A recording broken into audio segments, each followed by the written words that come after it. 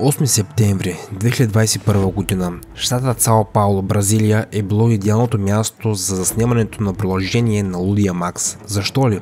Скоро ще разберете. Работата е там, че в щата се е разраснала пясъчна буря, която е погълнала няколко града.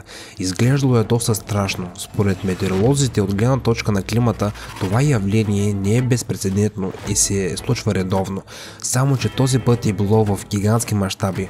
Облакът прах почти за миг е превърнал деня в нощ, предизвиквайки паника сред населението. По-рано почти същото нещо се е случило в северо-западен Китай. На 28 септември 2012 година тропическата буря преминава през северен Тайланд и изглежда, че за Тайланд наводненията вече са нещо обичайно, но този път то е било много по-сериозно. Местните власти твърдят, че около 1/3 от територията на страната е била под вода, а времето е засегнало близо 60 000 семейства. 1000 спасители са се борили с един от най-тежките горски пожари в Испания от години насам. През септември огънят е изпепелил повече от 18 000 акра земя в южната част на област Андалусия и е наложила евакуацията на около 3000 души. Испанското правителство дори е изпратило военно поздравление в помощ на пожарникарите в планинския регион. Горската противопожарна служба на Андалусия е заявила, че по чудо условията са се подобрили за миг, но е било подчертано, че пожарът е бил с мащаби и сложност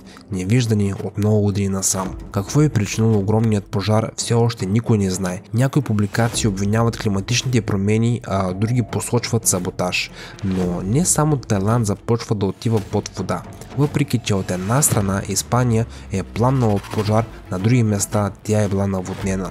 Балерианските острови и автономните области Андалусия и Валенсия са били засегнати от необичайните дъждове. Освен това, само по западното крайбрежие на Иберийския полуостров са регистрирани близо 1000 случая на наводнения на къщи и магазини. Железопътните превози са спрени, а на някои места реката просто е отнесла автомобили. Освен това, земеделските производители съобщават за щети на стойност десетки милиони долари, тъй като на някои места градушката и дъждът са унищожили до 50% от лозята им и 100% от цитрусовите насъждения. На 27 септември много сгради на остров Крит са повредени, а други са превърнати в купчини отломки от първоначалното земетресение и силните трусове. Хората, живеещи в стари къщи, е трябвало да останат на улицата за известно време. Били са поставени около 2500 палатки, за да бъдат настанени тези, които не са можели да се върнат безопасно от дома. Причината е земетресение с магнитуд 6 по скалата на Рихтер. Освен това, в един от кварталите е имало значителни повреди във водоснабдяването. Само за едно денонощие на гръцкият остров са били регистрирани повече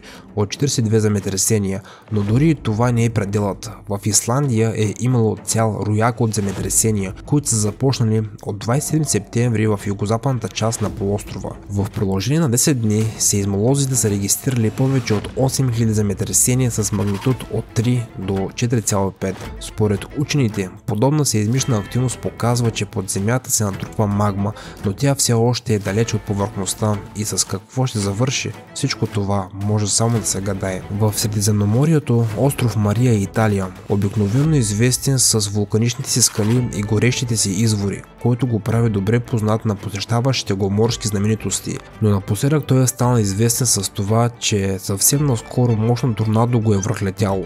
Мощният вихър е преобърнал автомобилите и откъснал покривите. Един от спасителите признава пред местен телевизионен канал, че всичко е изглеждало като истински апокалипсис. Но не само Италия е била засегната от подобни разрушения. Мощен ураган е ударил и Мексико, а Калифорния е била засегната от чудовищна буря. Там скоростта на вятър е достигнала 155 км в час. Както съобщава Life News, наблюдение на температурата на Южния полюс се завършва от 57 година насам. И въпреки факта, че сме свикнали да слушаме за глобалното затопляне, метеоролозите от станцията Амундсен Скот са регистрирали рекордно ниски температури от април до септември 2021 година. Учените били изнадани да видят, че се охладило до средно минус 61 градуса по Целзий. Предишният рекорд е поставен през 76 година и е било минус 66 градуса по Целзий. Но някои твърдят, че не трябва да се радваме на захлаждането, тъй като арктическият полуостров с изключение на южното е с тенденция към затопляне. И това, което наблюдаваме всъщност е увеличаване на амплитудата на температурните колебания. Това означава, че климатът е странно небалансиран. Септември 2021 година беше доста интензивен. Това е било усетено от жителите на Канарските острови. Там няколко региона са били обявени за зона на бедствие. Причината е била мощното изригване на вулкана Ривиера. Почти 1000 къщи са били разрушени, около 6000 души са били евакуирани. Лавата е заляла къщи, училища и някои бананови плантации. Няколко дни по-късно огромната вулканична река е достигнала до водата, като по този начин е създала още един проблем. Щом на горещиня до червено поток докоснал водата, веднага са се издигнали облаци от бялата пара. Тези, които нямали време да се евакуират, били посъветвани да запечатат всички пукнатини в къщите си с тиксо и мокри парцали. Факт е, че когато лавата влезе в контакт с океанската вода, в следствие от което се образуват изпарение на солна киселина и къщата пепел, е споделил научният журналист и вулканолог доктор Робин Джордж Андрюс, тъй като тези пори причиняват дразнене на очите, белите дробове и кожата. Обявена е и заплаха от вулканична бомба. През 2018 година е имало инцидент на Хавайските острови, когато парче разтопена скала, известна като фронталната бомба, се е разбила в лодка край бреговете на Хавайските острови и е ранила 23 души. Изненадващо интересен инцидент се е случил по време на вулканичното изригване на същите Канарски острови. Някои го свързват с истинска мистика, а други с чудо, както вече стана дума. Лавата заляла всички къщи и училища, които е срещнала по пътя си, но фотографът Алфонсо Валеро е успял да заснеме един уникален случай.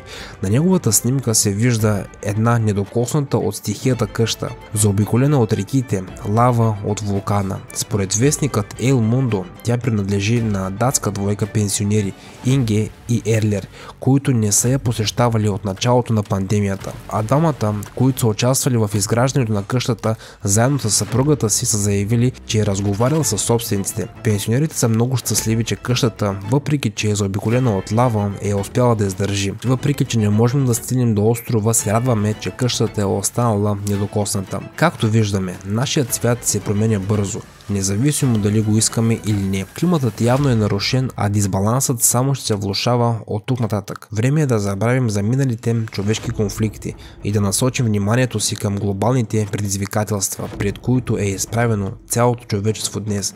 Наближава моментът, в който се решава бъдещето на нашата планета. Дали тя ще продължи да съществува или не. Ще успеем да обединим целия свят и да изградим градивно общество за оцеляването на всяко човешко същество. И това беше всичко за днес, приятели.